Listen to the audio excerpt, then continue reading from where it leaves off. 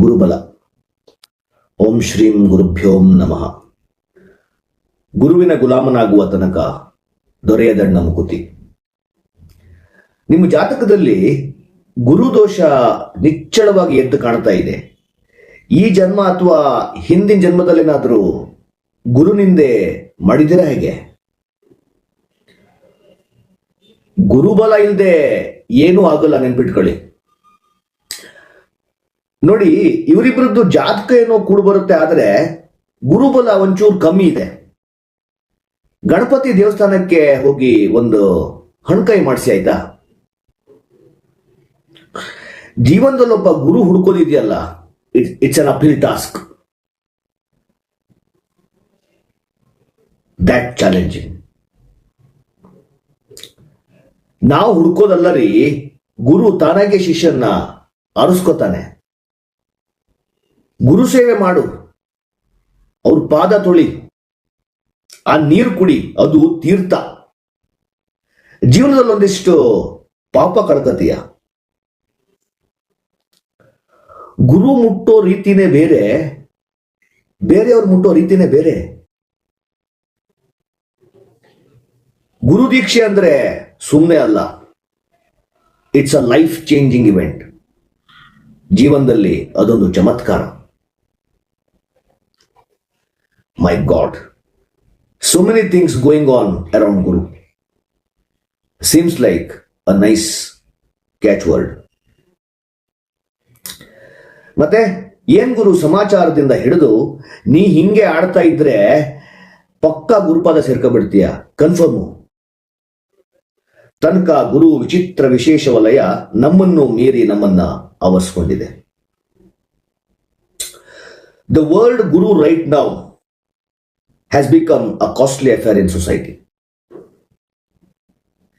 ಜನ ಲಕ್ಷ ಏನು ಕೋಟಿ ಖರ್ಚು ಮಾಡಿ ಸರ್ವತ್ಯಾಗಕ್ಕೆ ತುದಿಗಾಲಲ್ಲಿ ನಿಂತಿರ್ತಾರೆ ಗುರು ಸಾಕ್ಷಾತ್ಕಾರಕ್ಕೆ. ಇವತ್ತಿನ ಕಾಲಕ್ಕೆ ಅವೆಲ್ಲ ಅಷ್ಟೊಂದು ಆಶ್ಚರ್ಯನೂ ಅಲ್ಲ, ತೀರಾ ವಿಶೇಷನೂ ಅಲ್ಲ. ಎಲ್ಲ ಹೌದಾದ್ರೂ ಲಕ್ಷ ಕೋಟಿ ಖರ್ಚಲ್ಲದೆ, ಮಾರ್ಕೆಟಿಂಗ್ ವ್ಯಾಪಾರದ ಶಬ್ದಗಳಿಲ್ಲದೆ ಒಬ್ಬ ಸಾಮಾನ್ಯನಾಗಿ ಸರ್ವೇ ಸಾಧಾರಣ ರೀತಿಯಲ್ಲಿ ಗತಿಲಿ ಗುರುಬಲ ದಕ್ಕಿಸ್ಕೊಳ್ಳೋಕೆ ಆಗಲ್ವಾ? ಅಂತಂದ್ರೆ ಒಬ್ಬ ಸಾಮಾನ್ಯನಿಗೆ ಗುರು ಯಾವತ್ತಿಗೂ ಮರೀಚಿಕೆನಾ? ಬೇಕು ಅಂದ್ರೂ ಸಿಗದೇ ಇರೋ ಆಕಾಶದ ಚುಕ್ಕಿ ತರನ? ಹಾಗೇನೂ ಇಲ್ಲ. ಮೇಲ್ ಹೇಳಿದ್ದಷ್ಟು ಇಲ್ದೇನೆ ನಾವು ಗುರು ಅನ್ನೋ ಪದದ ಅರ್ಥ ಮನಗಂಡು ಅಷ್ಟೇ ಪರಿಪೂರ್ಣವಾಗಿ ಸ್ವೀಕಾರ ಮಾಡಿ ಪರಿಪಕ್ವವಾಗಿ ನಮ್ಮೊಳಗೆ ಆ ಪದಾರ್ಥನ ಅಳವಡಿಸಿಕೊಳ್ಳಬಹುದು. ಹಾಗೇನಾದ್ರೂ ಆಗತ್ತೆ ಅಂತಂದ್ರೆ ನೀವು ಇದನ್ನ ಓದ್ತಿದ್ದ ಹಾಗೆ ನನ್ನ ಜೊತೆ ಒಂದು ಒಪ್ಪಂದ ಮಾಡ್ಕೋಬೇಕು. ಅದೇನಂತಂದ್ರೆ, ನಿಮ್ಮ ಏರಿಯಾದಲ್ಲಿ, ನಿಮ್ಮ ಮನಸ್ಸಲ್ಲಿ, ನೀವು ನೋಡೋ ಟಿವಿ ಚಾನೆಲ್ನಲ್ಲಿ, ಮೊಬೈಲ್ ಸ್ಕ್ರೀನಲ್ಲಿ, ಮತ್ತದೆಲ್ಲೇ ಆಗಿರಲಿ, ಒಂದು ಮನುಷ್ಯ ಅವನು ಅಥವಾ ಅವಳು ಗುರು ತರ ಬಂದ್ರೆ ಅಂತವರನ್ನು ಹೊಡೆದು ಓಡಿಸ್ಬೇಕು.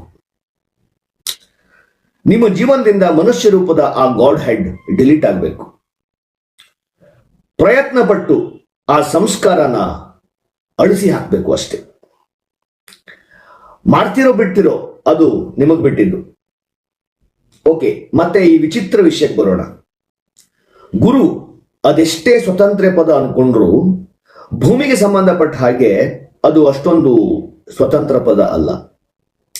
ಮೂಲ ರೂಪದಲ್ಲಿ ಗುರು ಹುಟ್ಟಿದ್ದು ಗುರುತ್ವದಿಂದ. ಭೂಮಿ ಒಂದು ಗೋಳ, ಇಬ್ಬಾಗದ ಗೋಳಕ್ಕೆ ಎರಡು ಧ್ರುವ. ಭೂಗೋಳದ ಉತ್ತರ ಧ್ರುವ ಮತ್ತು ದಕ್ಷಿಣ ಧ್ರುವಗಳ ಮಧ್ಯೆ ಇರುವ ಅಯಸ್ಕಾಂತೀಯ ಆಕರ್ಷಣಾ ಶಕ್ತಿಗೆ ತಿಳಿದವರು ಗುರುತ್ವಾಕರ್ಷಣೆ ಅಂತಾರೆ. ಭೂಮಿ ಇಲ್ಲದೆ ಗುರುತ್ವಾಕರ್ಷಣೆ ಇದೆಯೋ ಇಲ್ವೋ ಗೊತ್ತಿಲ್ಲ, ಆದರೆ ಗುರುತ್ವಾಕರ್ಷಣೆ ಇಲ್ಲದೆ ಭೂಮಿ ಅಂತೂ ಇರೋಕೆ ಸಾಧ್ಯನೇ ಇಲ್ಲ. ಗುರುತ್ವಾಕರ್ಷಣೆ ಬಲ ಇಲ್ಲದೆ ಒಂದು ಹುಲ್ಕಡ್ಡಿನೂ ಅಲ್ಲಾಡೋಕೆ ಸಾಧ್ಯ ಇಲ್ಲ. ಗುರುತ್ವಾಕರ್ಷಣೆ ಬಲ ಇಲ್ಲದೆ ನಾವು ಉಸಿರಾಡೋಕ್ಕೂ ಸಾಧ್ಯ ಇಲ್ಲ. ಗುರುತ್ವಾಕರ್ಷಣೆ ಬಲ ಇಲ್ಲದೆ ನಮಗೆ ಗೊತ್ತಿದ್ದ ಹಾಗೆ ಜೀವ ಪ್ರಭೇದ ಹುಟ್ಟೋಕೆ ಭೂಮಿ ಮೇಲೆ ಸಾಧ್ಯನೇ ಇಲ್ಲ. ಗುರುತ್ವಾಕರ್ಷಣೆ ಬಲ ಇಲ್ಲದೆ ಸೃಷ್ಟಿ ಶೂನ್ಯ, ಅದಕ್ಕೊಂದು ಅರ್ಥನೇ ಇಲ್ಲ.